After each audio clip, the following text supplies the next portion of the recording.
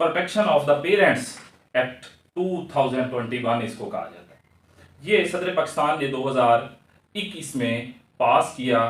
जब assembly session में नहीं थी तो सदर को ये इख्तियार हासिल होता है कि आर्टिकल जो क्लास 1 है आर्टिकल 9 की, उसके तहत कोई भी एक्ट, कोई भी जो कानून है उसको एक्ट की सूरत में पास कर सकता है। तो ये सदर पाकिस्तान ने पास किया, उसके बाद ये असम्बली में भी पेश हुआ, असम्बली में पास हुआ, अब ये सेनेट से भी पास हो चुका है। तो ये कानून जो है इसमें मेन दो चीज़ें डिस्कस की गई हैं जो कि हमारी सोसाइटी में बड़ी ही कंपलसरी थी। हमें देखने में मिलता था कि काफ़ी सारी जो चीज़ें हैं वालदैन के हकूक़ से मुतल्लिक थी कि वालदैन को घर से निकाल दिया जाता था और काफ़ी सारे जो हैं वो इंसिडेंट देखने को मिले। तो ये जो एक्ट है इसको बड़ा ही स्ट्रिक्ट तौर पे इम्प्लीमेंट करने के हवाले से ये बनाया गया। इस कानून में दो चीज़ें सिर्फ मेन जो हैं, आगे उसका प्रोसीजर है ये डिस्कस हैं की गई हैं और इन्हीं को हम भी डिस्कस करेंगे शॉर्ट टर्म में। सबसे पहला जो इसका पहले जो डेफिनेशंस वगैरह आ जाती हैं, डेफिनेशंस में एक डेफिनेशन जो मुझे इंपॉर्टेंट लगी वो मैं आपसे डिस्कस कर देता हूँ। Parents means in this act माँ या बाप, दादा या दादी। पेरेंट्स में ये चार बंदे शामिल होंगे, माँ बाप दादा दादी, ये चारों लोग शामिल होंगे। अमूमन हम देखते हैं कि पेरेंट्स में माँ और बाप होते हैं, लेकिन यहाँ पे पेरेंट्स से मुराद, पेरेंट्स की डेफिनेशन जो इस एक्ट के मुताबिक दी गई है उसके मुताबिक माँ बाप दादा दादी। अब जी इसके आते हैं पहला जो तीसरे नंबर पे वालदैन की बेदखली की जो पनिशमेंट है। पेरेंट्स को अगर घर से बेदखल कर दिया जाता है तो उसकी जो पनिशमेंट्स है वो डिस्कस करते हैं और ये किस सूरत में उसको पनिशमेंट मिल सकती है। बच्चा या उसकी ज़ौजा या उनके जरिया, मतलब किसी का बेटा, उस बेटे की बीवी या उस बेटे के पोते पोतियां, पोते जो हैं वो अगर किसी को माँ बाप दादा दादी को घर से निकाल देते हैं और ये आगे घर की डेफिनेशन में भी देखना पड़ेगा कि घर किस घर से, घर वो ऐसा घर जो उसके कब्जे में हो, किसी भी तरीके से उसके कब्जे में हो। अगर वो मालिक नहीं है तो भी, अगर उसने किराए पे लिया है और सरपरस्त वो है तो भी, अगर किसी दोस्त का मकान उसने लिया हुआ है बगैर किराए के और लिया उस बेटे ने हुआ है तो भी, मतलब जिस भी जुमरे में आएगा लेकिन कब्जा उसका होना चाहिए। सिर्फ ये कंडीशन यहाँ पे लागू की गई है। अमूमन देखने में आया है कि हमें ऑनरशिप के डॉक्यूमेंट्स जो हैं वो पेश करने होते हैं, ये ऐसा कोई इसमें चीज इबाम नहीं रखा गया, चीज को लिंगर ऑन करने की कोई मौका नहीं दिया गया।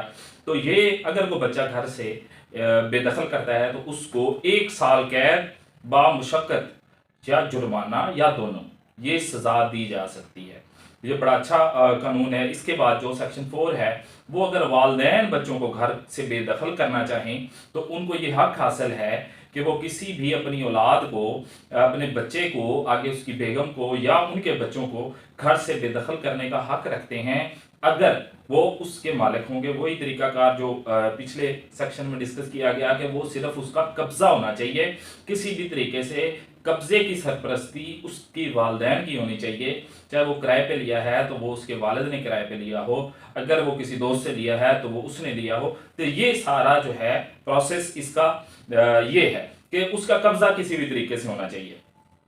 आगे इसका वो किस तरह बच्चे को बेदखल कर सकता है, नाफरमानी फला ये वो, यहाँ पे कोई ऐसी कंडीशन नहीं रखी गई। अगर वो उसको लगा है कि मैं इसको बेदखल अपने घर से कर दूं तो वो कर सकता है। किस तरह करेगा, वो अपने जो है एक तहरीरी नोटिस जो है वो देगा अपने बच्चों को, या जो मैंने डिस्कस किए हैं उनको 7 दिन के अंदर अंदर उसके वो खाली करने के पाबंद होंगे, घर को छोड़ने के पाबंद होंगे। अगर वो 7 दिन के अंदर खाली नहीं करते तो उनको 30 दिन की सजा, सादा सजा, ऊपर कैद बामुशक्कत है। अगर बच्चे माँ बाप को घर से निकालते हैं तो 1 साल कैद बामुशक्कत है। लेकिन यहाँ पे जो है अगर वालदैन बच्चों को घर से निकलने का कहते हैं और वो 7 दिन के अंदर नहीं निकलते तो वो फिर 30 दिन की सजा या 50,000 रुपया जुर्माना उनको या दोनों बतौर सजा हो सकते हैं। तो ये आगे नोटिस के जो 7 दिन के ये तयन करना है कि 7 दिन के अंदर क्या इनको ये तमील नोटिस की हुई या नहीं हुई। तो इसमें जो तरीकाकार बताया गया है वो 3 तरीकों से उसकी तमील हुई होनी चाहिए। मुनासिब तरीके जो 3 बताए गए हैं, बच्चा, ज़ौजा या उनके बच्चे ज़ाती तौर पर वो नोटिस उनको सर्व किया गया हो, ज़ाती तौर पर दिया गया हो, और कोई ऐसी जो है वो दस्तखत, अंगूठा निशान, कोई ऐसी अथेंटिसिटी होनी चाहिए कि वो नोटिस उनको सर्व हो चुका है। सेकेंडली, उनको बजरिया रजिस्टर्ड पोस्ट या कोरियर के जरिए नोटिस भेजा जाता है, तो उसकी रसीद जो है वो लफ करना ज़रूरी है जब उनके खिलाफ को कार्रवाई करनी है।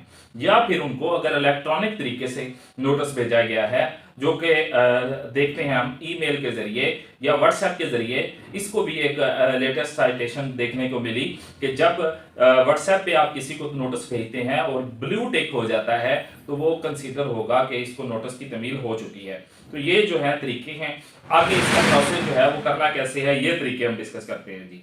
मुकर्रर मुद्दत गुजर जाने तक अगर घर खाली नहीं होता तो डीसी को वो तहरीरी दरखास्त देगा। दरखास्त जो है वो डीसी को देगा, जिसको हम डिस्ट्रिक्ट कलेक्टर कहते हैं। जहां पे वो प्रॉपर्टी मौजूद होगी, जिस एरिया में मौजूद होगी, उस एरिया के डीसी को वालिदैन दरखास्त तहरीरी सूरत में देंगे, और वो डीसी उनका उस दरखास्त का फैसला दोनों फ्रीकैन को समाअत करने के बाद 7 दिन के अंदर अंदर और ज्यादा से ज्यादा 14 दिन के अंदर अंदर वो समाअत करने का हर सूरत पाबंद है। अगर वो 14 दिन के अंदर अंदर समाअत नहीं करता तो ये वो कानून की खिलाफ वर्जी करेगा, इस एक्ट की खिलाफ वर्जी करेगा, जिसके पीछे रीजन यही है कि ये मामले को लिंगर ऑन नहीं करना, किसी भी सूरत लटकाया नहीं जा सकता।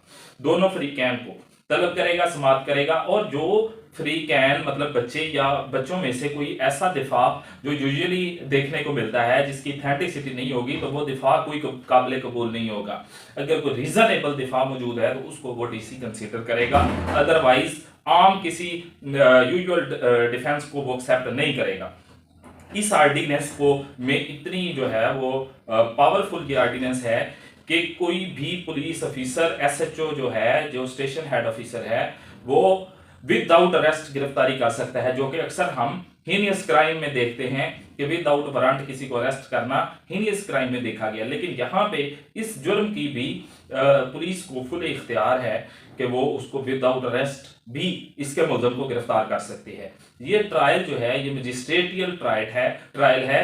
ये सीआरपीसी के मुताबिक इसका टोटल जितना भी ट्रायल का प्रोसीजर है वो अकॉर्डिंग टू सीआरपीसी होगा, जो code of criminal procedure code है उसके मुताबिक होगा। अपील इसकी जो है वो होगी सेशन कोर्ट में, और 30 दिन के अंदर अंदर कोई भी अगर उनके फैसला खिलाफ आता है दोनों में से किसी फरीक के, तो वो 30 दिन के अंदर अंदर सेशन कोर्ट में अपील करने के पाबंद है। हर सूरत वो सेशन कोर्ट में 30 दिन के अंदर अंदर अपील करेंगे। अगर वो 30 दिन गुजर जाएंगे तो वो फैसला हतमी सबर होगा, वो अपीलेबल नहीं रह जाएगा। और दूसरा, इस ओवरऑल जितना भी ये एक्ट है इसको अप्लाई करेगा सीआरपीसी। इसमें जो भी प्रोसीजर अडॉप्ट किया जाएगा वो सीआरपीसी को देखते हुए किया जाएगा। समनिंग द अक्यूज्ड एटसेट्रा, जो भी चीज़ें प्रोसेस करनी है, एविडेंस होनी है, जो भी चीज़ें हैं वो सीआरपीसी के मुताबिक होनी चाहिए। ये लीगल ऑन नहीं होगा। बहुत अच्छा एक्ट है, इसको अब बाकायदा तौर पे पास कर दिया गया है, और ये वालिदैन के लिए, सीनियर सिटीजन्स के लिए बहुत अच्छा एक्ट है, और इसका इम्प्लीमेंट भी होना चाहिए पाकिस्तान में।